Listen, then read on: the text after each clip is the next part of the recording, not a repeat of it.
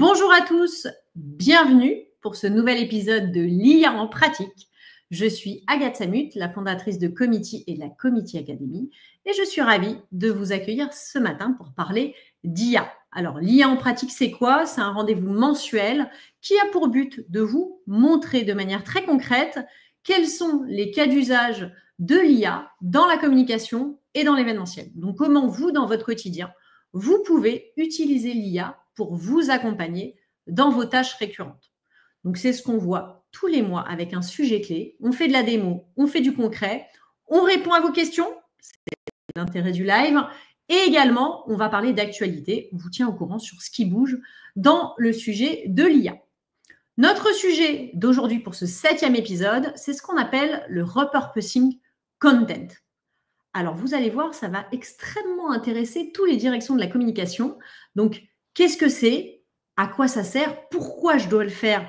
Et en quoi l'IA va particulièrement m'aider sur ce sujet?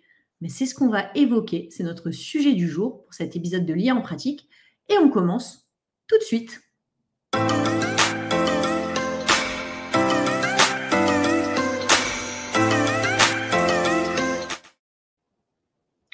Vous êtes en train d'organiser un événement ou vous venez d'organiser un événement. Ça y est, le jour J est derrière vous. Et maintenant, qu'est-ce qu'on fait?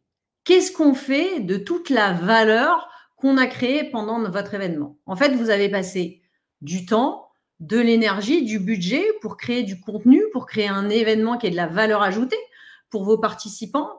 Et en fait, vous ne diffusez cette valeur uniquement aux personnes qui étaient là le jour J.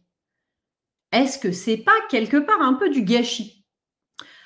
C'est ça qu'on va évoquer aujourd'hui. On va parler de comment je vais pouvoir rentabiliser mon événement et mon investissement. Parce que vous avez passé beaucoup de temps, beaucoup d'énergie, vous avez travaillé sur des messages clés pour vous et pour vos participants, vous avez identifié des intervenants qui ont eu des apports hyper intéressants et c'est le moment de partager au plus grand nombre tous ces contenus que vous avez générés. Et comment ça s'appelle? Ça s'appelle du repurposing content. Qu'est-ce que c'est le repurposing content? C'est tout simplement le fait de partir d'un contenu. Donc là, aujourd'hui, on va partir d'un contenu événementiel, mais ça peut être n'importe quel contenu de communication. Et on va réfléchir à comment on va le transformer pour continuer à le diffuser à différentes cibles, que ce soit en termes de format, en termes de fond. On va voir comment on va pouvoir dupliquer ce contenu. Et donc, c'est exactement ce qu'on va faire aujourd'hui en démo. On va vous montrer comment, en partant d'un contenu d'un événement, je vais pouvoir créer 10 formats différents. Et pourquoi c'est intéressant, ce repurposing content? Eh bien, tout simplement parce que toute entreprise qu'on est, on a des enjeux de communication. On a besoin de communiquer régulièrement vers nos différentes audiences, que ça soit par mail, par notre site internet, par les réseaux sociaux. Et donc, l'événement en lui-même a une valeur hyper importante et peut comme ça permettre pendant plusieurs semaines, plusieurs mois d'alimenter votre communication quelque part gratuitement puisque ce contenu, vous l'avez déjà produit. Et il est à forte valeur ajoutée et en plus, il est authentique parce qu'il vient d'un événement. Donc, c'est vraiment dommage de ne pas s'y pencher très sérieusement. Et en fait, pourquoi on ne le faisait pas jusqu'alors? Très clairement parce que quand on avait créé un événement, qu'on avait des heures et des heures de table ronde, fallait coller quelqu'un à écouter la table ronde, à prendre des notes, à faire un résumé, à déployer ce contenu sous différents formats. C'était beaucoup de temps, beaucoup d'énergie. Et la réalité, c'est qu'on ne le fait pas. Donc, pourquoi aujourd'hui, c'est essentiel et accessible, et c'est pour ça qu'on en parle, bien évidemment, c'est le nom de notre émission, c'est grâce à l'IA. Donc, comment, en pratique, je vais pouvoir, grâce à l'IA, transformer le contenu de mon événement en 10 formats différenciants. Et pour en parler, j'invite bien évidemment mon acolyte, Benoît Tristram. Donc, Benoît, tu es concepteur-rédacteur, tu interviens sur les contenus d'événements en amont et le jour J aussi. Et donc, ça m'intéresse d'avoir un peu ton input sur comment, en réfléchissant à ce recyclage, ça va avoir un impact sur l'événement qu'on fait. Effectivement, bonjour à toutes, bonjour à tous. Moi, effectivement, je travaille sur la partie avant, sur la partie pendant, sur l'écriture, sur l'approche éditoriale, et aussi sur la partie après. Et en fait, ce repurposing content, comme tu le disais, hein, ces contenus, ils sont ultra premium, on a dépensé des sommes folles pour les travailler, donc autant les utiliser, autant les exploiter en fait. Et puis c'est une manière de faire passer les messages de l'événement encore plus fortement qu'avant. Exactement. Donc, on va prendre un exemple très concret, hein, parce que moi, j'aime bien quand c'est clair et concret. On va parler du live sur les tendances événementielles que j'ai conçu et animé au mois de janvier. Et donc, c'était un bon cas d'école sur comment, en partant d'un événement qui a duré un peu plus d'1 heure et qui était très riche en contenu, je vais pouvoir comme ça réutiliser et recycler ce contenu. Donc, comment ça se passe concrètement et qu'est-ce qu'on peut faire avec? On va regarder étape par étape. Première chose, je recycle le contenu de mon événement. Première possibilité, bien évidemment, l'incontournable, le replay. Ouais. Et le replay, ça marche. Ça marche toujours, c'est une bonne approche. On a beaucoup tendance à le faire sur l'événement digital. Ça, c'est ancré dans les mœurs. Par contre, sur l'événement physique, beaucoup moins. Et c'est un peu dommage. C'est dommage parce que c'est un moyen, bien évidemment, de communiquer derrière, de développer ce qu'on aime bien évoquer en ce moment, c'est le fameux FOMO, de montrer à ceux qui n'étaient pas là, peut-être qu'il faudra venir l'année prochaine parce que c'était vraiment bien. Donc, il y a ce replay qu'on va diffuser, donc soit sur YouTube, soit sur son site internet. Alors, un replay qu'on vous recommande de faire séquencer, si possible. Séquencer, ça veut dire que chaque partie du live est diffusée en petites parties. Donc, on a un replay complet, parce qu'aujourd'hui, les formats longs marchent de mieux en mieux. Et puis, en même temps, on pose chaque pastille, chaque séquence en vidéo courte, parce que, vous le savez, hein, le but, c'est quand même que cet événement, il est fait et conçu pour vos participants. Et vos participants, il y en a qui aiment regarder des formats plus courts sur un sujet particulier. Donc, on va faire des replays séquencés. Et c'est exactement ce qu'on a fait sur cet événement. Benoît, est-ce que le fait de réfléchir justement à ces replays séquencés, ça a un impact sur la conception en amont de l'événement? Complètement. En gros, c'est comme si on veut faire un gâteau et qu'on met du sel à la place de sucre. Le gâteau, on aura beau essayer de rattraper, le gâteau, il sera pas bon. Donc, l'enjeu, c'est ça, c'est de se dire, je vais déjà bien faire la recette dès le départ et bien concevoir tous mes moments au fur et à mesure, les uns après les autres.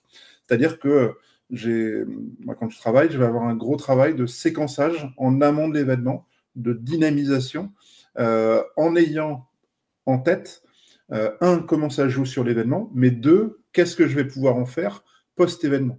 Parce que l'événement, aujourd'hui, on va chercher à étirer sa temporalité. Tout à fait. Donc, pour vous donner un exemple, donc bien évidemment, on va aller rechercher ces séquences vidéo, on va monter notre replay. Et puis, comment l'IA peut nous aider de manière assez simple sur cette première thématique? Ça va être sur l'utilisation et la rédaction pour YouTube de la présentation de nos différentes séquences. Toute la partie description qui est importante pour présenter notre contenu, qui est importante en référencement sur YouTube. Donc, moi, je peux vous partager effectivement le travail que j'ai fait. Je vais vous montrer ça tout de suite.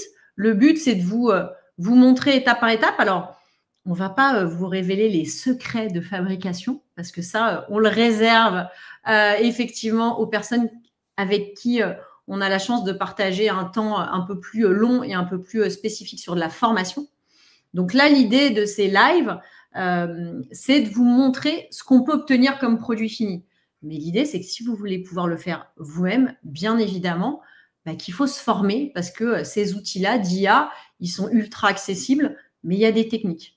Et donc là, vous voyez, donc là, c'est une conversation parmi d'autres que j'ai fait sur ce live-là et je vous en montrerai un petit peu plus tout à l'heure. Là, je suis dans la partie de ma conversation où justement, je lui dis, je vais faire des vidéos de chaque partie du live et j'aimerais qu'on travaille le référencement de ces vidéos. Donc, est-ce que tu peux me suggérer un titre et une description pour chacune des vidéos afin d'en optimiser le référencement sur YouTube? Et je lui indique mes call to action. J'ai envie que depuis la vidéo, les personnes puissent potentiellement s'inscrire à ma newsletter et potentiellement s'inscrire à la formation. Donc, il me dit super initiative parce qu'il est super sympa comme d'hab. Et donc, Il m'a repris, donc il connaissait, hein, puisque là, j'ai été dans une conversation sur laquelle j'avais déjà travaillé avec lui le contenu de l'événement. Et il me dit, voilà, tu as forcément une première partie sur le marché de l'événementiel tendance et enjeu. Voilà le titre, voilà le sous-titre. Tu peux mettre la description suivante. Et il m'a donné des éléments. Donc, il me dit, il faut que tu mettes tes liens. Et donc, il m'a fait ça directement, puisque j'avais plusieurs parties dans mon live. Du coup, il me l'a fait pour les 6 vidéos que je vais pouvoir intégrer. Donc, il me dit, tu peux aussi rajouter des hashtags, tu peux rajouter des chapitres, tu peux mettre dans les commentaires des éléments pour engager l'audience. Il me donne des petits conseils, bien évidemment, pour m'aider. Donc là, après, moi, j'ai relu, je me suis aperçue qu'il avait oublié une partie de mon live. Donc, je lui ai dit, tu as oublié une partie de la vidéo, tu me rajoutes. Et au fur et à mesure, il m'a donné des éléments. Donc là, qu'est-ce que je fais? Je récupère, j'analyse. Il y a des choses que j'ai ajustées, j'ai rajouté quelques phrases parce que ça ne me convenait pas complètement. Et puis après, j'ai directement été sur YouTube, poster tout ça. Donc effectivement, si ça vous intéresse, sur la chaîne YouTube de Comity, vous avez le replay séquencé de l'ensemble de ce live.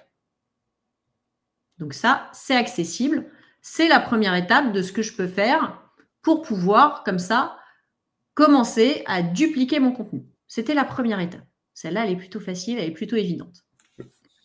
Deuxième étape, ça va être la question de l'article de blog. Parce qu'effectivement, un événement, c'est très marqué dans le temps. Donc, les vidéos YouTube permettent d'avoir de la temporalité un peu plus longue. Et puis, l'article de blog, ça permet de se positionner aussi en termes de communication de manière un peu plus généraliste sur des mots-clés importants pour vous. Donc, c'est ultra intéressant en termes d'impact en communication de faire un ou plusieurs articles de blog parce que si vous avez traité sur votre événement un sujet clé qui vous concerne et qui touche votre audience, autant continuer à tirer le fil de tout ça. Et donc, comment est-ce que je peux faire de l'article de blog? Alors, il y a plein de possibilités. Je vais vous montrer comment on a travaillé justement sur ce deuxième sujet, puisque, oui, j'ai aussi fait un article de blog. J'applique à moi-même ce que je vous recommande, c'est l'avantage. Donc, je vous montre tout de suite comment j'ai travaillé mon article de blog.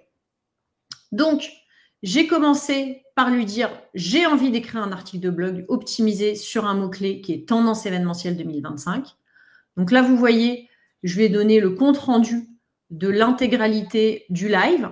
Donc, en fait, j'avais déjà travaillé, je suis partie du transcript de mon live. Le transcript, tu nous dis ce que c'est, Benoît? Ouais, le transcript, en gros, c'est récupérer l'intégralité du texte à partir d'un live, soit d'une vidéo, soit d'un audio. Et pour ça, il y a plein d'IA qui existent qui permettent de le faire. Là, en l'occurrence, tu peux utiliser Descript. On peut utiliser AppyScript. On peut utiliser Clean Voice. Il y en a plein qui existent. Et même, vous pouvez avoir sur vos machines, je sais que je l'ai sur mon téléphone, la transcription, alors qui est clairement pas parfaite, mais qui peut faire le job sur les derniers téléphones avec de l'IA intégré. Donc, j'ai récupéré mon transcript. Là, moi, j'ai travaillé un peu différemment, mais je lui ai donné un document où j'avais tout le texte déjà retravaillé, resynthétisé de mon événement. Et je lui dis, écoute, maintenant, je veux que tu m'écrives un article de blog. Donc, il me dit, OK, on va regarder ensemble comment on va faire. Et donc, au fur et à mesure, je lui ai d'abord dit, tu me travailles le plan et on a commencé à rédiger. Analyse du marché, plus de connexion, moins de sessions. Ça, c'est toutes mes grandes étapes de mon live. Donc, il m'a écrit effectivement mon article avec mes différents éléments. Je lui avais demandé de faire une approche un peu plus optimisée SEO. Donc, normalement, il m'a travaillé mes mots-clés. Je lui ai dit, c'est bien, mais vous voyez à chaque fois, donc moi, je lui fais du feedback. Ça, c'est aussi une des recommandations et un des conseils qu'on donne en formation. Faites du feedback. Donc, je lui ai dit, c'est super, mais on a profité, c'est du contenu qui est créé avec de l'événement. Donc, j'ai des intervenants, donc j'ai des citations. Autant l'utiliser, c'est quand même beaucoup plus intéressant. Donc, il m'a retravaillé et il a récupéré des citations qu'il a trouvées dans mon compte-rendu et dans mon transcript. Donc, je vais quand même aller vérifier qu'il ne m'a pas inventé des choses qui ont été dites, mais globalement, c'était plutôt fidèle. Donc, à chaque fois, il m'a rajouté différentes citations. Donc, ça apporte du contenu complémentaire. Et du coup, j'ai quand même un article où j'ai du fond, où j'ai un apport d'experts, j'ai plein d'éléments à partager. Donc là, je lui dis, voilà, je trouve qu'il manque une partie intéressante que tu pourrais peut-être rajouter que tu n'as pas citée. Donc en fait, j'ai continué à travailler avec lui. Je ne l'ai pas laissé faire exactement ce qu'il voulait. Moi, j'avais une vision assez précise de ce que je voulais dire et je connaissais le contenu. Donc j'étais capable de lui dire, bah, ça me va, ça me va pas. Tu me rajoutes ça et tu me fais des modifs. Et à la fin, qu'est-ce que je fais de ça? Bah, je récupère ces éléments et je vais aller directement sur le site de Committee et j'ai mon article qui est ici. Donc, c'est mon article de blog qui est optimisé, dans lequel j'ai rajouté les citations qu'il m'avait données. J'ai fait mes vidéos YouTube, donc elles sont accessibles ici. Donc, j'ai nourri en plus avec mes différentes parties de replay. Donc, vous voyez qu'aujourd'hui, j'ai un contenu qui est optimisé, sur lequel j'ai pas mal de choses intéressantes et pas mal de valeurs à partager. Donc, le but, c'est de le rendre accessible au plus grand nombre, parce que ça peut intéresser pas mal de monde. Et puis, vous le savez, hein, si vous faites de la com, le référencement SEO, il est quand même hyper important. Et donc là, bah, je vous invite à tester. Si vous tapez « Tendance événementielle 2025 », normalement, vous arriverez chez moi. Je suis dans les top référencés Google. Donc, c'est aussi ça l'intérêt. C'est en fait se dire, au-delà de mon événement, je peux avoir de la présence Internet et du référencement Google, j'ai du référencement YouTube. Tout ça, ça va nourrir votre visibilité et votre communication. Donc, c'est dommage, quand on fait un événement, de s'arrêter uniquement à la partie stricto sensu de « j'ai délivré mon live, c'est terminé, j'ai fait le job ». On peut aller beaucoup plus loin. Et ça ne coûte pas beaucoup plus cher. Ça coûte un peu de temps. J'y ai passé du temps. Bien évidemment, tout ce que je vous montre, ça m'a pris quelques heures, mais c'est rentabiliser l'investissement que j'avais déjà fait. Et financièrement, ça ne m'a rien coûté de plus, à part quelques coûts d'IA, et c'est anecdotique par rapport à ce que ça rend. Mais en fait, ce que tu dis, c'est que souvent, moi je le vois sur les événements que j'accompagne, souvent c'est des parties qui sont un peu délaissées, parce qu'on n'a pas le temps, parce qu'on n'a plus de budget, parce que tout ça. Et en fait, là, l'IA nous permet de venir le générer de manière assez facile. Ça ne veut pas dire que ça ne prend pas un peu de temps, mais en tous les cas, ça en prend beaucoup moins que ce qu'on aurait pu avoir. Et on vient proposer de la valeur ajoutée, que ce soit à nos clients, aux donneurs d'ordre, et surtout aux participants. Et donc derrière, on rentre dans une vraie relation et un événement qui est beaucoup plus authentique, beaucoup plus où cette proximité, en fait, elle est beaucoup plus importante. Et donc, ça permet de marquer les messages et d'embarquer les communautés. Exactement. On continue, on en a vu 2. On attaque la 3e possibilité de déclinaison. De manière assez logique, il y a la question de la visibilité sur les réseaux sociaux. Donc, je vais pouvoir créer des formats avec mes posts. Donc, qu'est-ce qu'on peut faire? Qu'est-ce qu'on a comme idée quand on a comme ça plusieurs, on fait des webinaires régulièrement, on a créé un salon avec plein de conférences. Comment je peux communiquer derrière sur les réseaux avec ce contenu-là? Est-ce que tu as des pistes de réflexion là-dessus, Benoît, à nous partager? Des pistes de réflexion quand on parle LinkedIn, forcément. Forcément. Et surtout, c'est ce que j'essaie de voir, de regarder et aussi de publier, c'est d'avoir des choses qui vont changer sur l'événement. C'est-à-dire qu'aujourd'hui, on a tendance à communiquer sur les événements de manière un peu automatique et toujours de la même manière. L'idée, là, c'est de vous donner 10 idées pour jouer, justement, et jouer, que ce soit sur Insta, sur LinkedIn et autres, qui sont un peu les deux, ou sur les réseaux sociaux internes. La première idée, c'est le best-of vidéo. Ça dure 30 secondes à 1 minute. On fait un montage rapide des moments forts, les éléments percutants, et ça, pour le coup, il y a des IA comme Opus Clip, Opus Pro, qui vont être super pour générer ça. Ça me fait tout en un clin d'œil et ça me donne même un score, un pourcentage d'impact sur les réseaux. Ensuite, il y a le carrousel avec les idées clés. 5-10 slides maximum, c'est le contenu que LinkedIn adore pour le coup, et sur Insta, ça passe aussi très bien. Chaque slide, une idée forte, un chiffre marquant. En gros, je vais avoir une approche en termes d'accroche, 5 idées à retenir sur le live des tendances événementielles.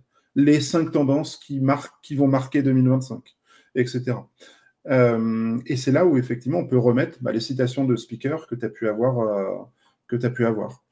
On va, troisième possibilité, la citation inspirante d'un speaker, le verbatim, qui fait mouche, la phrase marquante. Je pense à des phrases que j'ai pu entendre de la part de Marine Lefort de l'agence Black Lemon, voilà, ou Antoine de Taverneau aussi. Là, on a moyen d'aller chercher des trucs impactants qui vont permettre de générer de l'engagement derrière et de la conversation, parce que c'est l'enjeu. On peut même envisager une vidéo, d'intégrer dans ce post-là une vidéo de l'intervenant qui prononce cette phrase, de pas juste être sur les éléments.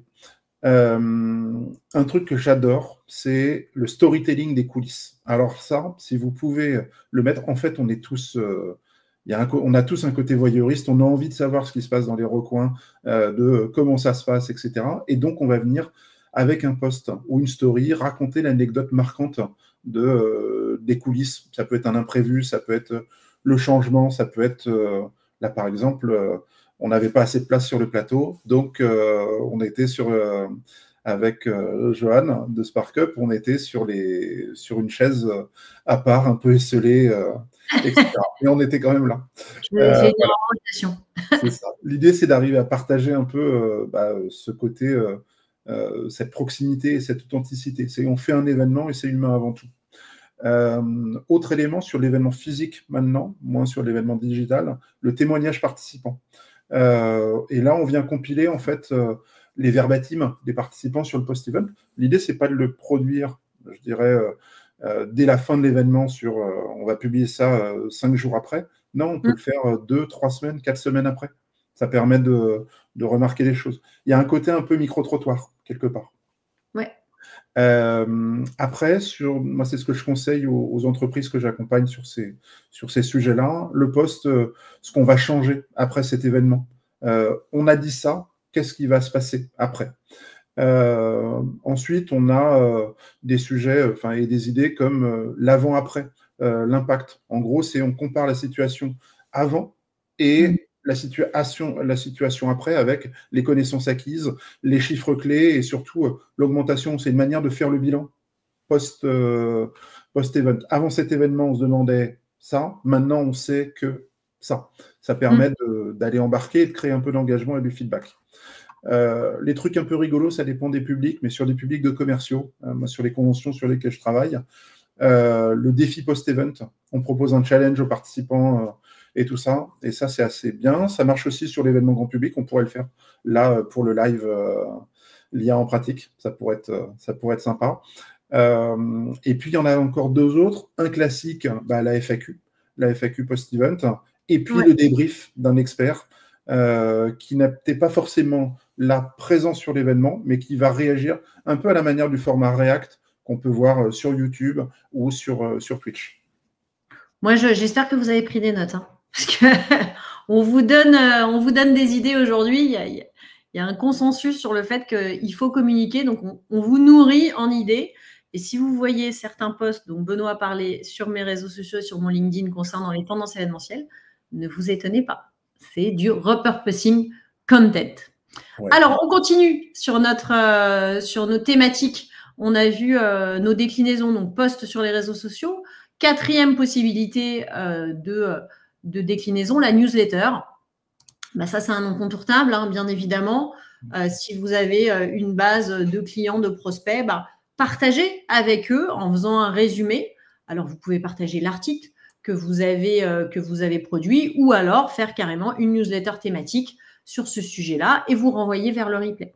Et vous pouvez vous dire, c'est une newsletter, j'ai traité de 5 sujets clés parce qu'il y avait 5 ateliers. En fait, ça me fait 5 newsletters résumés à partager pendant mon année. Donc, en fait, c'est comme ça qu'on va assez facilement créer de la récurrence.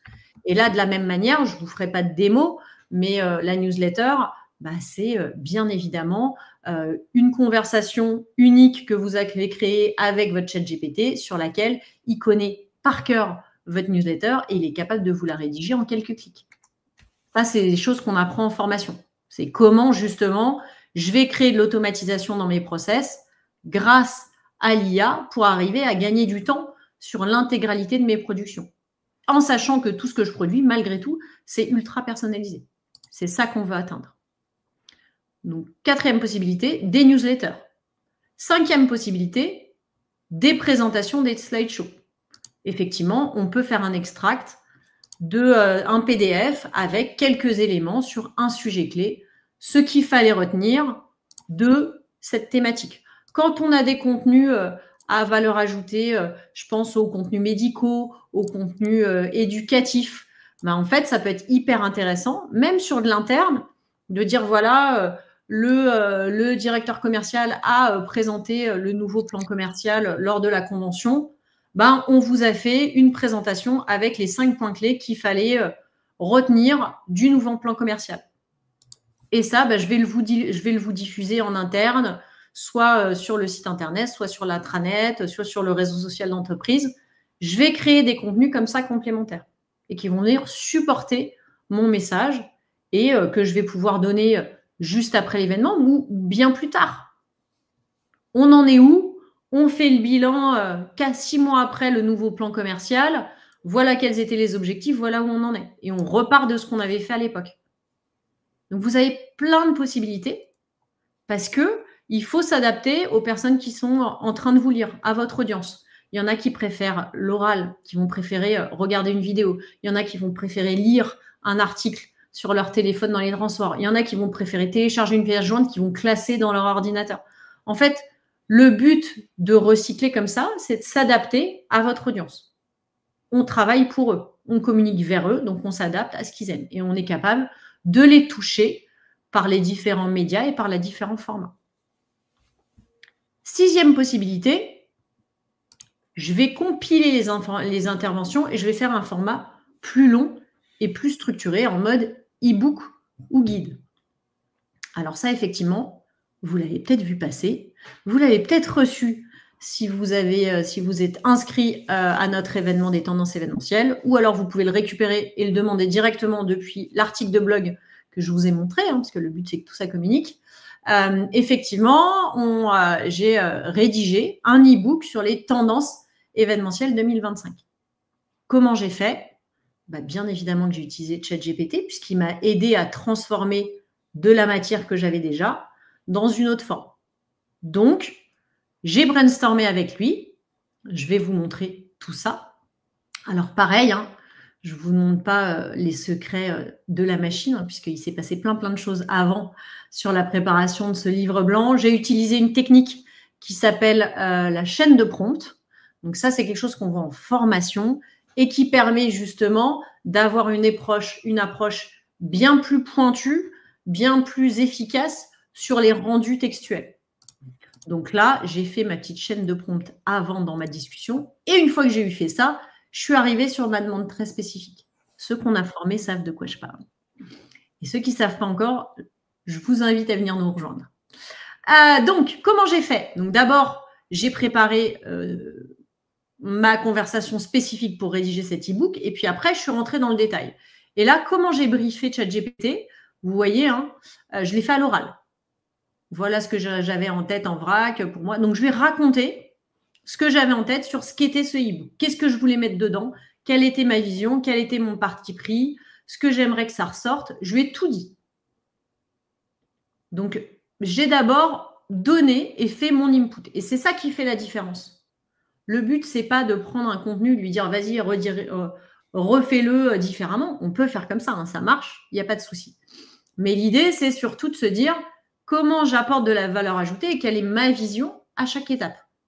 Donc, je vais partager ma vision de ce qu'était un livre blanc sur les tendances événementielles, mon livre blanc sur les tendances événementielles. Et je lui ai dit, OK, maintenant que je t'ai donné tous les éléments, bossons d'abord le plan. Donc, il m'a dit, voilà, par rapport à ce que tu me dis, voilà ce qu'on va faire, quel format, on va parler de chaque étape, on va rentrer dans le détail de chaque partie, on va faire des encarts spécifiques. Donc, ça, c'est moi qui lui ai donné dans mon brief.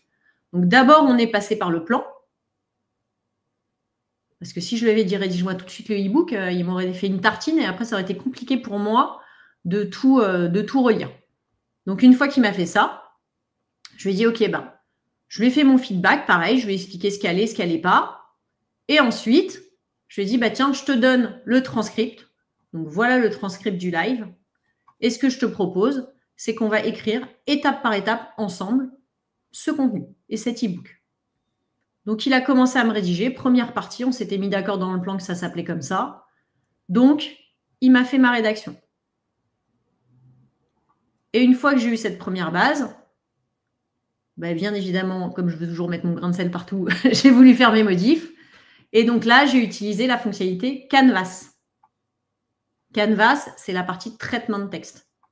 Et donc, je suis rentrée dans le texte qu'il m'avait composé et j'ai fait moi-même mes modifications et mes ajustements avec lui. Une fois que j'avais validé de manière définitive cette première partie, bah, je l'ai copié-collé pour pouvoir faire ma mise en page. Et j'ai fait comme ça pour chacune des parties de mon e-book. Ça m'a pris du temps, mais toujours beaucoup, beaucoup moins que si j'avais dû l'écrire moi-même, de A à Z. Donc, on a fait de la co-rédaction. Donc, à chaque fois, je lui ai dit, OK, bah maintenant, c'est bon, cette partie-là est OK. On passe à la partie suivante. Je te donne le transcript de la partie suivante. J'ai séparé mon transcript pour ne pas le noyer d'informations. Donc, en fait, comme j'avais transcrit chaque partie avec mes replays vidéo, bah, du coup, je lui ai donné à chaque fois que les éléments qui l'intéressaient. Et que c'est comme ça, pour le coup, que j'ai un élément qui est beaucoup plus pointu. Et à chaque fois, je suis rentrée par le canvas et à chaque fois, j'ai retravaillé. Je ne sais pas si vous connaissez le canvas. C'est pareil. Venez en formation, on va vous apprendre ce que c'est le canvas. C'est trop bien. Donc voilà comment on arrive à générer un e-book. Donc mon e-book, je ne sais plus, il doit faire 50 ou 60 pages aujourd'hui. J'ai généré tout le texte avec ChatGPT. J'ai généré toute la mise en page avec de l'automatisation avec Canva. Ça, c'est un autre sujet. Si ça vous intéresse, je pourrais aussi vous en parler dans un prochain live. Mais l'idée, c'est de pouvoir comme ça se dire ce contenu qui est intéressant, ben, je vais pouvoir le mettre à disposition d'autres gens de manière beaucoup plus facile. J'espère que jusque-là, tout va bien. Vous nous suivez. Alors, on continue. On arrive à la 7e possibilité. Finalement, on en a déjà fait 6. C'est de faire une FAQ. Créer une section de questions-réponses basée sur les échanges. Pourquoi on ferait une FAQ et comment ça pourrait marcher, Benoît ?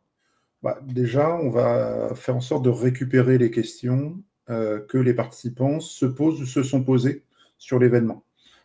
Pour ça, il y a plusieurs techniques. Il y a une première technique qui est celle d'avoir une petite main qui va noter les questions pendant le live ou pendant l'événement. Deuxième technique, utiliser des outils d'interactivité. Je pense à SparkUp, MobileActif, Biwi, etc. Enfin, celles qu'on connaît, Mentimeter ou autres. Et puis ensuite, on va intégrer tout ce contenu-là si on n'a pas eu le temps de répondre à ces questions-là, on les intègre dans ChatGPT où on demande aux personnes ressources en termes de contenu d'y répondre. Oui. Et ensuite, je vais créer un bot dédié ou un GPT dédié que je vais pouvoir mettre ensuite sur mes plateformes de MS d'Event Management System. Et autre possibilité, on pourrait très bien se dire, je vais créer un avatar avec du Agen, par exemple, qui permet cette possibilité-là. Un avatar donc, avec lequel je vais pouvoir discuter, et mes participants vont pouvoir discuter. Et en fait, on va le nourrir avec les réponses aux questions. Donc, il ne faut pas que ce soit des questions trop techniques ou trop... il faut faire attention à la confidentialité des sujets. Mais c'est des possibilités qui peuvent se faire. Là encore, en utilisant l'IA, mais de manière différente, et pas que ChatGPT, d'autres IA, comme effectivement Agen ou d'autres. Ça peut être une FAQ, ça peut être aussi quelque part un espèce de lexique, parce que depuis tout à l'heure, on cite plein de termes liés à l'IA. Là, on vient parler de 1GPT, Canva, chaîne de prompt. On pourrait créer un lexique pour permettre à chacun de s'y retrouver. Et ça pourrait être un contenu qu'on peut sortir de ces événements. Je pense à des contenus sur des événements très tech, des événements médicaux, voilà, où on pourrait avoir derrière le lexique téléchargeable du contenu de l'événement. Ça peut être une possibilité. En fait, n'hésitez pas à brainstormer avec ChatGPT sur toutes les déclinaisons que vous pouvez imaginer. Là, on vous en donne quelques-unes qui sont pour nous les plus intéressantes en termes de transcription et de recyclage de contenu événementiel, mais ça marche sur plein d'autres contenus. 8e possibilité, la checklist. On aime bien quand c'est concret, quand on a notre fameuse checklist ou notre to-do. Bah là, typiquement, ça peut être aussi la possibilité de se dire, on vous a présenté un sujet très spécifique qui nécessite des transformations. Bah, pour vous faciliter la vie à vous qui nous écoutez, à notre audience, on a la checklist. Donc, je vais résumer un peu les actions à mettre en place pour répondre à la problématique. Et donc, on donne avec un format qui est plutôt utile et actionnable. Le fond est toujours le même, mais c'est juste que je suis capable de générer des contenus spécifiques. Là, je pourrais imaginer sur les tendances de dire, bah voilà, on parle d'un événement, avec Benoît, on avait évoqué la question de l'événement organique. Bah, c'est quoi la checklist ou c'est quoi la liste de questions à se poser quand on veut faire un événement organique? Ça peut être des choses comme ça. On pourrait tout à fait imaginer de générer ce contenu. Bon, je ne vais pas vous saouler avec les tendances événementielles pendant 1000 ans cette année, mais ça vous donne des idées. Et en fait, les tendances, c'est très timé dans l'année, mais ça n'empêche que vous, vos messages de communication et vos sujets, s'ils sont clés pour vous en janvier, en février, ils le sont certainement tout le reste de l'année. Donc, n'hésitez pas à travailler là-dessus et à revenir. Autre possibilité, on continue notre liste.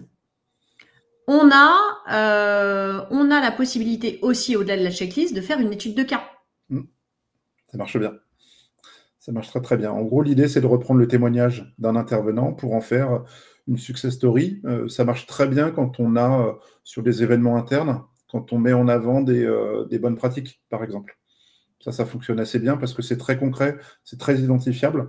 Et on se pose toujours la question, oui, mais comment est-ce que j'arrive à mettre du storytelling dans mon événement? C'est une manière, l'étude de cas, c'est une manière de mettre du storytelling, de valoriser les équipes, de valoriser les collaborateurs, les collaboratrices. Donc, ça vaut le coup. Exactement. On va un petit peu plus dans l'humain, hyper important. Et enfin, dernière possibilité, ça y est, on arrive à notre 10e option de recyclage, c'est le podcast.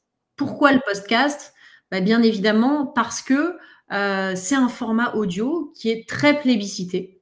Et donc, sur des formats un peu plus longs, de se dire, on vous offre la possibilité d'écouter l'échange sur cette thématique-là. On a fait un salon sur lequel on a eu une dizaine, une vingtaine, une cinquantaine d'ateliers de sessions. On peut très simplement créer une émission de podcast qui est le podcast du salon et sur lequel on va pendant l'année rediffuser, sortir chaque semaine, chaque mois, un épisode sur un sujet spécifique qui est lié à notre salon. Et comme ça valorise la qualité du contenu qui a été partagé pendant l'événement. Et toujours pareil, ça donne envie de se dire « Ah, j'ai écouté cet épisode de podcast hyper intéressant qui a eu lieu l'année dernière sur le salon. Si c'est ce niveau-là, moi, l'année prochaine, je vais y aller parce que les conférences, elles ont l'air top. » Complètement. Et donc, comment on fait pour faire un épisode de podcast avec, au final, des possibilités d'outils avec de l'IA? Qu'est-ce qu'on peut utiliser, Benoît, comme outil?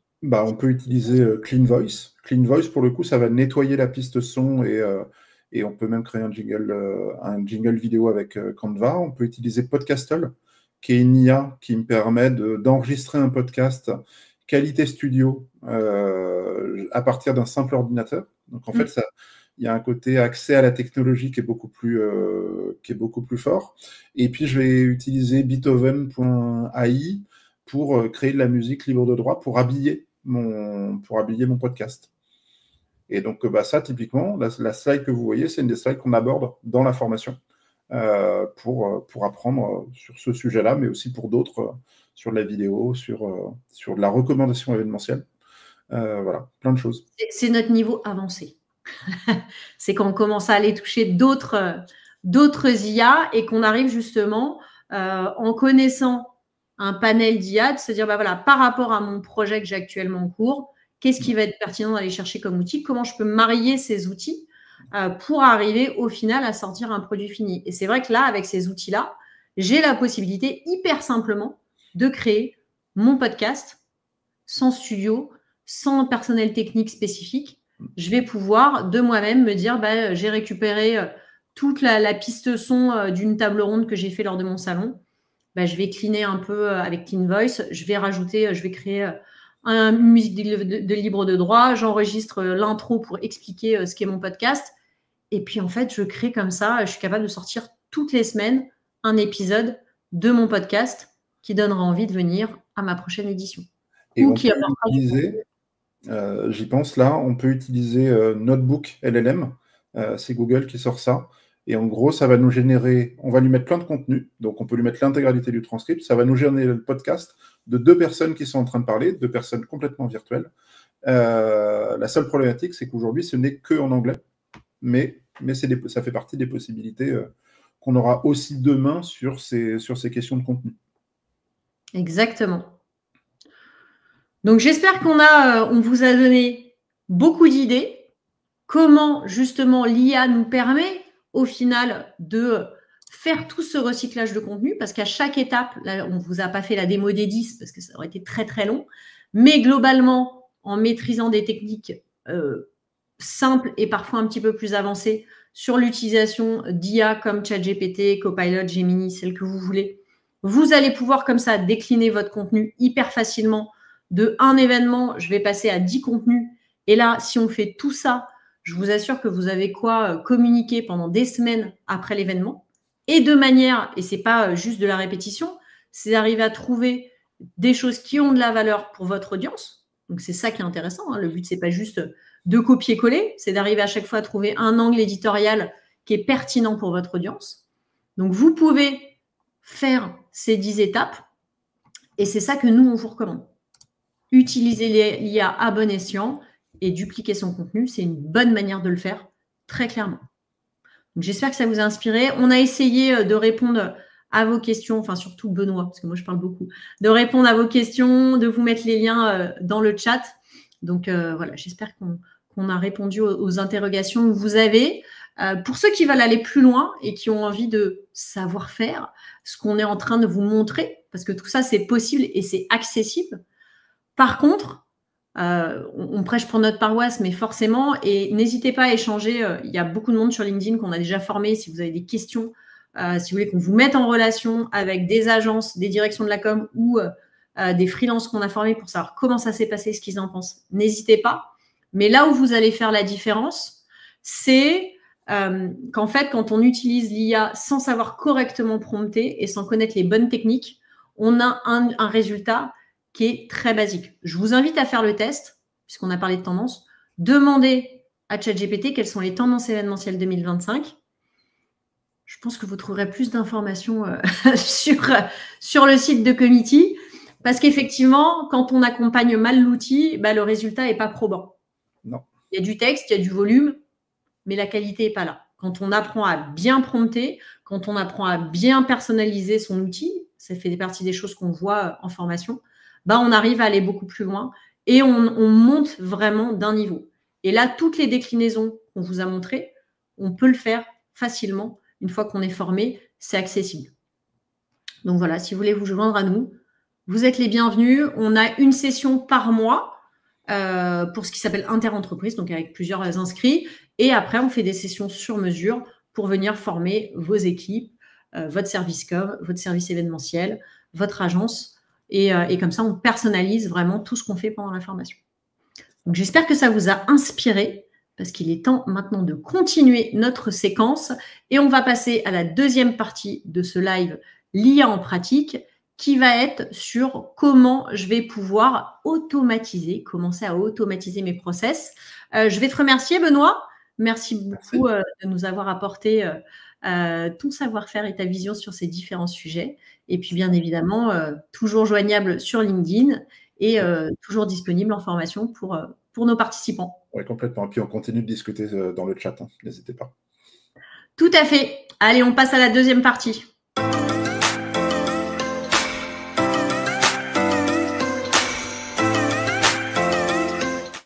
Première étape vers l'automatisation.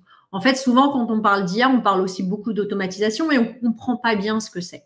En fait, ce qui vaut comprendre dans son fonctionnement, c'est que l'IA, vous pouvez en avoir une utilisation un peu sporadique, un peu vraiment, voilà, sur ce point très spécifique. Tiens, hop, j'ai un besoin, je vais me connecter à ChatGPT et je vais l'utiliser. Ça, c'est une manière de fonctionner qui marche. Maintenant, l'idée, c'est que cet outil-là, il est là pour durer et il a des capacités qui sont au-delà de ce qu'on fait naturellement avec un Excel ou un PowerPoint, qui sont là pour faire une action précise. Là, on a quand même un outil qui est ultra puissant et on va pouvoir automatiser nos tâches. Qu'est-ce que ça veut dire?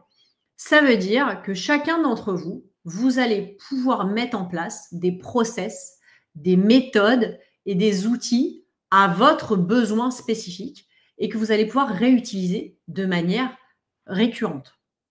Je m'explique de manière plus simple. En fait, quand vous avez besoin de faire une tâche dans votre quotidien, vous avez plein de tâches que vous faites de manière répétitive. Je rédige régulièrement des comptes rendus de réunion. Je rédige régulièrement ma newsletter pour mon entreprise. Je rédige régulièrement des posts réseaux sociaux. Et en fait, à chaque fois, vous retravaillez. Vous repartez de zéro et vous recommencez. Là, l'objectif, avec un outil comme ChatGPT ou d'autres, IA génératifs de texte, c'est de se dire comment je vais pouvoir créer un outil qui va me faire le même exercice, mais en lui changeant la demande de base.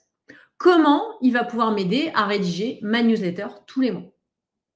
Comment il va m'aider à faire mes posts réseaux sociaux? En fait, alors le système, chacun va choisir sa bonne organisation. On nous pose souvent la question en formation, comment je dois faire? Est-ce que je m'organise par projet? Est-ce que je m'organise par thématique, par sujet? Comment je fais? Alors là, c'est chacun qui va chercher sa bonne méthode. Après, nous, on a bien évidemment des recommandations. On vous partage la manière dont on voit les choses et ce qui nous paraît à nous le plus pertinent. Mais globalement, vous savez que ChatGPT fonctionne avec des conversations. Et donc, tout va partir de cette conversation. C'est le minimum de la personnalisation.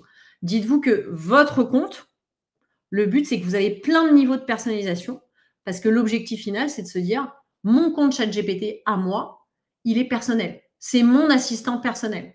Donc, il me connaît, il connaît Comity, il connaît la Comity Academy, il sait comment j'écris, il sait comment je prends la parole, il connaît l'IA en pratique, il connaît mon live sur les tendances, il connaît tout ça de moi. Et donc, il est capable, quand je réouvre un sujet spécifique qui est récurrent pour moi, en fait, je reviens et je lui dis, maintenant, nouvelle demande, fais ça. Et il est capable de faire cette action parce que je l'ai entraîné, je l'ai nourri. Et donc, c'est ça le début de l'automatisation avec l'IA. C'est commencer par travailler. On peut prendre un exemple tout simple, créer une conversation sur la rédaction de ma newsletter. Et donc, comment je fais? Je vais créer une conversation et là, je vais prendre le temps de lui expliquer. C'est comme si vous preniez un assistant, un stagiaire et vous lui dites, ta mission à toi, c'est d'écrire la newsletter de l'entreprise. Donc, je vais te donner des exemples, je vais t'expliquer comment ça marche, je vais te dire si oui ou non ça me va ou pas. Et on va co-construire ensemble un système, une conversation. Alors, la conversation, c'est la base. On peut faire des GPT, qui sont des outils bien plus pointus pour certains besoins. On peut faire des conversations avec de la chaîne de prompt, avec la chaîne de pensée. Enfin, on a plein de possibilités qui sont adaptées à chaque cas d'usage. Ça, faut les connaître. Mais déjà, juste une conversation, elle peut être optimisée. Et de se dire, je fais une conversation newsletter, je vais entraîner ma conversation. Et derrière, chaque fois que je reviendrai, je lui dis, OK, faisons la newsletter de ce mois-ci. Et je vais te donner mes idées mathématiques et c'est toi qui vas la rédiger. Parce que tu sais comment j'écris ma newsletter et tu as compris mon système de fonctionnement, tu l'as analysé, je t'ai donné des éléments pour le faire et je t'ai accompagné dans cette réflexion-là. Ça, c'est la première étape, c'est la plus simple. Il y en a plein d'autres qu'on peut faire et qui sont hyper puissantes. Mais déjà, celle-là, c'est le petit tip, c'est le hack que je vous donne aujourd'hui. Pensez conversation optimisée sur un sujet. Parce qu'on a tendance souvent à faire plein de conversations où on parle de tout dans la même conversation. Essayez d'avoir des conversations thématiques. Et je vais vous montrer très vite un autre outil que vous allez pouvoir utiliser qui est sorti il y a peu de temps sur ChatGPT. Alors ça, c'est un outil pour le coup qui est réservé pour le moment aux comptes payants. C'est ce qu'on appelle les projets. Vous les avez ici, les projets, quand vous avez un compte payant. Et en fait, ce qui est incroyable sur les projets, c'est que vous allez créer votre thématique. Donc là, moi, c'était mon live sur les tendances qui s'appelait WhatsApp 2025. Là, je lui ai donné l'explication du contenu de ce qu'était mon live. Donc, vous pouvez lui donner des fichiers qui vont lui servir de base de réflexion. Et là, vous pouvez lui donner des instructions. Comment, dans ce dossier-là, tu vas écrire? Je vais lui donner des éléments complémentaires. Et on peut imaginer de travailler avec ces projets pour j'ai le prochain événement pour Total. Donc là, je mets mon brief Mareco. Là, je donne des instructions spécifiques liées à mon client. Et en dessous, je vais faire des conversations par thématique. Optimisées par thématique. Par exemple, moi, sur mon live tendance, vous voyez que j'ai une conversation sur l'e-book, une conversation sur la réflexion autour, là, c'était sur les tendances généralistes. Après, là, j'ai fait le travail sur l'article et le SEO. J'ai travaillé sur la stratégie post-LinkedIn. J'ai des mails de confirmation. J'ai plein de sujets que j'ai utilisés. J'ai le plan de com. Donc, en fait, j'ai mis dans mon projet WhatsApp 2025 tous les sujets liés à mon live sur les tendances. Ça, c'est une très bonne organisation. C'est sorti il y a peu de temps. Je sais que ce n'est pas accessible à ceux qui ont des comptes gratuits, mais vraiment, commencez à y réfléchir sur le fait de prendre un compte payant parce que plus ça va, plus il y a des fonctionnalités qui sont hyper intéressantes. Donc, n'hésitez pas. On parle de 25 € par mois. Donc, ce n'est pas non plus l'investissement de l'année. Alors après, quand on a 250 salariés, je comprends que ça interroge, mais sur des petites équipes, ou alors vous pouvez partager des comptes. Enfin, il y a plein de possibilités. Ça, c'est aussi des choses dont on parle en formation. Mais n'hésitez pas à réfléchir à des méthodes d'utilisation. Maintenant qu'on sait que si vous savez utiliser l'outil, il faut aller plus loin.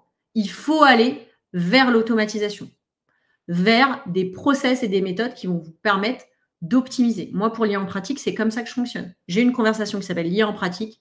Tous les mois, je viens le voir et je lui dis « Salut ChatGPT, je veux faire l'IA en pratique ce mois-ci. Voilà ma thématique. Je te donne mes éléments clés. Rédige-moi la présentation, rédige-moi le mail d'invitation. » Il connaît tout ça parce que c'est mon assistant IA en pratique. Et je lui ai donné, j'ai passé du temps pour le développer, mais maintenant, c'est une autoroute. À chaque fois, ça va à une vitesse, c'est incroyable. Donc, je vous assure que cette automatisation, c'est l'étape d'après et il va falloir s'y pencher.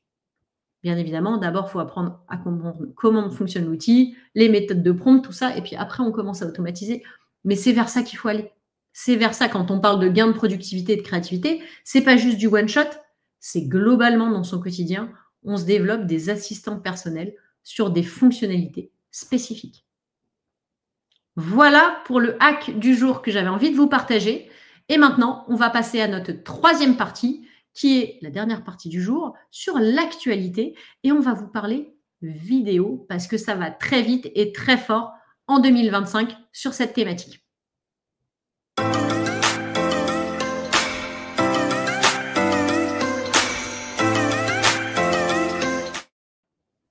Alors effectivement, c'est le grand sujet qui est dans l'activité de l'intelligence artificielle actuellement, c'est la question des IA génératives de vidéos. Vous l'avez sûrement entendu parler, il y a eu l'arrivée de Sora il y a peu de temps, donc forcément, pour parler d'images et de vidéos, eh bien du coup, je vais inviter Arnaud Weber, notre directeur de création, qui nous rejoint. Arnaud, c'est toi qui anime toutes les formations de la Community Academy sur la partie génération d'images. Et donc, je sais que tu fais aussi de la vidéo. Donc, je voudrais avoir un peu ton retour déjà. Est-ce que tu peux nous résumer rapidement, c'est quoi une IA qu'on appelle text-to-vidéo? Qu'est-ce que ça fait? Bonjour tout le monde. Alors, une IA text-to-vidéo, en réalité, ça fait ce que les autres IA font, c'est-à-dire ça fait la même chose que par exemple Midjourney pour de l'image.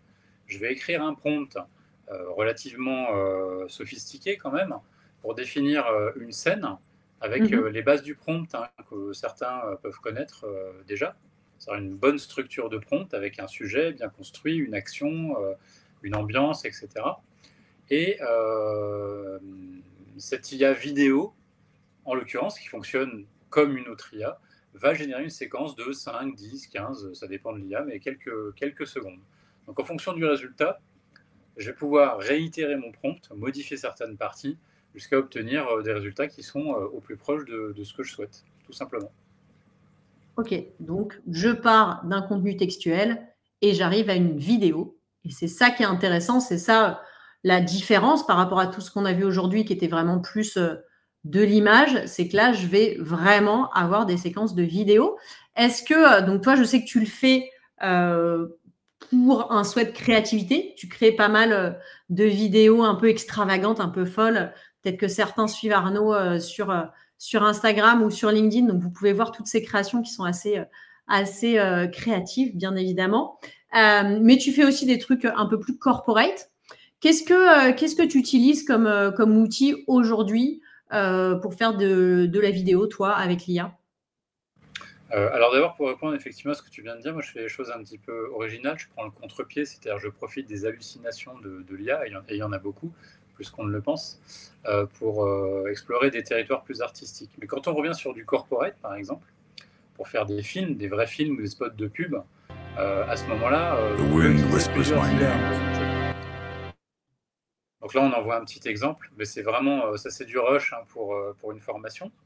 C'est ce qu'on peut faire, par exemple, c'est ce que je peux faire avec mes élèves. En réalité, on peut utiliser plusieurs IA, et même plusieurs IA en même temps. Hein. Donc j'utilise principalement, en ce qui me concerne, les nouvelles versions qui viennent de sortir, Luma, avec la version Ray 2 ou Ray 2 Flash, Ray 2 Flash, ou Runway. Mais j'utilise aussi Kling, et avec un petit peu de pratique, je compte bien utiliser la dernière IA vidéo de Google, VO2, et Sora donc, qui est adossé à ChatGPT. Donc ça, c'est super intéressant. Parce qu'avec ChatGPT, je peux créer des prompts et ensuite les balancer dans Sora. Donc on n'utilise pas qu'une seule IA. Chaque IA a un peu ses fonctionnalités spécifiques et on peut tirer parti justement de chacune de ces spécificités. On a des IA qui sont plus performantes sur ce qu'on appelle par exemple du frame to frame, c'est-à-dire on définit une image d'arrivée, une image de fin, et ça fait la séquence entre les deux. D'autres qui sont meilleures sur du texte ou vidéo, d'autres sur lesquelles on peut ajouter des images de référence ou faire du storyboarding, par exemple, comme Sora. Donc chacune a ses spécificités. Donc là, on a vu un exemple d'un travail que tu avais fait. Alors, c'est assez bluffant quand même en termes de qualité de rendu. Après, nous, si on est plutôt dans la com et de l'événementiel, donc on peut faire du contenu vidéo de manière très simple pour faire, par exemple, des reels sur Instagram. On peut aussi, et c'est ce qu'on voit en formation, quand on a des images de scénos, on peut animer des scénographies pour les rendre plus immersifs, pour les présenter. Enfin, on peut aller assez loin. Tu as déjà fait aussi des vraies vidéos vraiment entières. Tu m'avais présenté, alors tu ne peux pas le montrer pour des raisons de confidentialité, mais tu avais travaillé pour un assureur où tu avais fait justement une vidéo entièrement avec de l'IA. Est-ce avec les nouveaux outils qui là sont en train de sortir, est-ce qu'on va tendre vers plus de production full IA? La question ne se pose même plus, à Émile, j'ai envie de dire. La réponse est oui. Allez, on va répondre quand même à la question. Effectivement, j'ai fait un film pour une grande compagnie d'assurance à l'échelle mondiale. Ça a été un peu difficile parce que c'était encore très expérimental. C'était il y a quasiment 1 an. Donc à l'époque, les outils à la fois de création d'images et aussi d'animation de vidéos n'étaient pas encore super au point. Là maintenant, ça devient très très au point, autant pour la génération de scènes, que ce soit dans des villes, dans la nature, dans n'importe quel environnement, mais aussi la génération d'avatars, donc de personnages qu'on peut faire parler et intégrer dans ces scènes. Voilà, donc on a plein d'IA qu'on peut utiliser effectivement pour créer ce qu'on appelle par exemple des LoRa, c'est-à-dire des modèles spécifiques pour des personnages. On peut créer un acteur et ensuite on va le mettre dans différentes scènes. Donc ça devient beaucoup plus facile. J'ai pas envie de dire forcément plus rapide parce que c'est des workflows complètement différents. Qui vont ni nous remplacer, ni potentiellement nous faire gagner du temps sur du projet, de storyboarding animé, comme ce que tu as montré.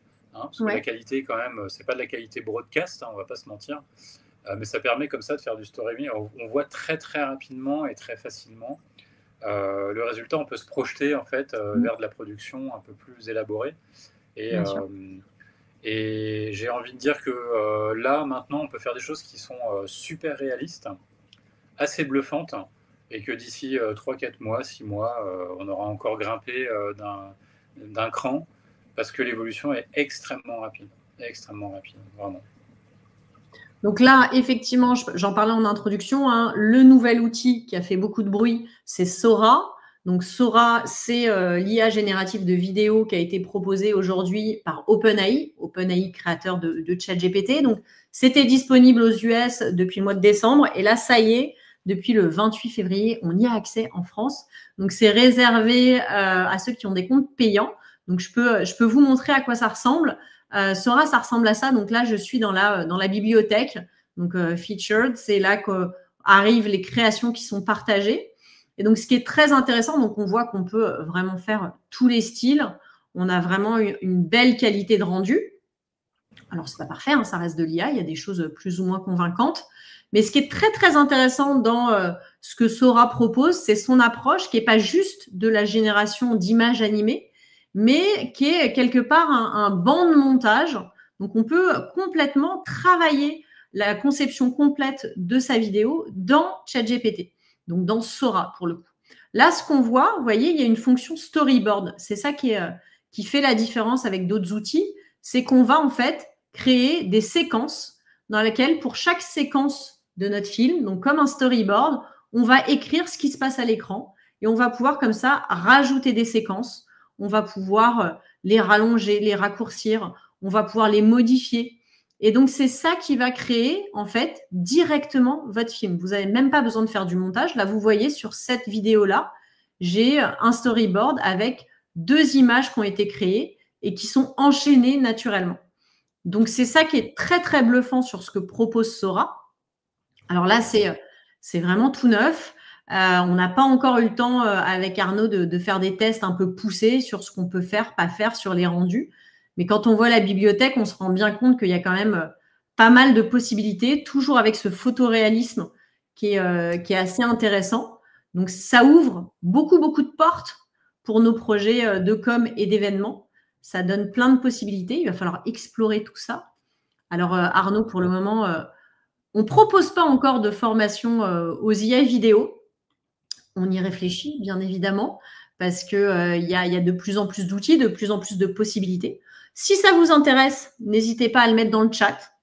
Vous serez les premiers contactés quand ça sera le cas. On est en train d'y travailler avec Arnaud. On est en train de choisir un peu les outils qui sont les plus pertinents pour se dire comment, dans des projets de communication et d'événementiel, on va pouvoir intégrer comme ça de la vidéo. On le fait déjà un petit peu. Hein, on teste, on apprend à utiliser Runway dans notre formation aux IA images. Mais là, c'est vraiment l'idée, c'est de pouvoir aller vers de la production de vidéos 100% assistée par l'IA. Parce que très prochainement, avec les outils qui sont là désormais, c'est ce qu'on va être capable de faire. Merci Arnaud pour ton feedback sur ces IA vidéos sur lesquelles tu travailles et tu t'amuses régulièrement. J'espère que ce live de l'IA en pratique vous a intéressé. On a essayé de balayer pas mal de sujets sur comment je vais transformer mon contenu grâce à des IA textes. On l'a vu avec Benoît sur comment je vais décliner, je vais faire du repurposing content. On a parlé d'automatisation, comment je vais arriver à automatiser mon contenu. Et puis là, on vous a donné une petite pépite sur comment on peut intégrer désormais des IA vidéo. On vous a fait un petit point sur l'actualité. Donc, j'espère que tout ça vous a intéressé. N'hésitez pas, on reste un petit peu connecté dans le chat si vous avez des questions complémentaires. On vous donne rendez-vous pour ceux qui veulent aller plus loin, qui veulent être capables de le faire eux-mêmes. Parce que là, on vous montre beaucoup de choses, mais tout ce que vous voyez, sans vous former, vous n'êtes pas forcément capable de le faire. Donc, pour gagner du temps, parce que c'est aussi ça le concept d'une formation, c'est qu'on bloque une demi-journée, 2 demi-journées, 3 demi-journées en fonction de là jusqu'où vous voulez aller. Et on vous accompagne, on vous donne toutes les clés, on fait des exercices ensemble. Donc, n'hésitez pas. Vous pouvez, sur committee.com, vous avez la demande de formation. On vous la remet dans le chat également. Rejoignez-nous, on a des sessions tous les mois. Donc, tout ce qui est IA génératif de texte, c'est avec Benoît et moi. IA génératif d'image, c'est Arnaud qui est aux commandes. Et quand vous faites le parcours IA, vous découvrez les IA textes et les IA images. Vous repartez avec un panel d'outils que vous pouvez utiliser dans vos projets com et événementiels. Donc, on reste à votre disposition si vous avez des questions. N'hésitez pas. En tout cas, on vous donne rendez-vous le mois prochain parce que l'IA en pratique, c'est tous les mois. Donc, merci de votre participation. Et puis, on vous souhaite une bonne journée et à très bientôt pour un prochain épisode de l'IA en pratique. Merci à vous. À bientôt. Bonne journée.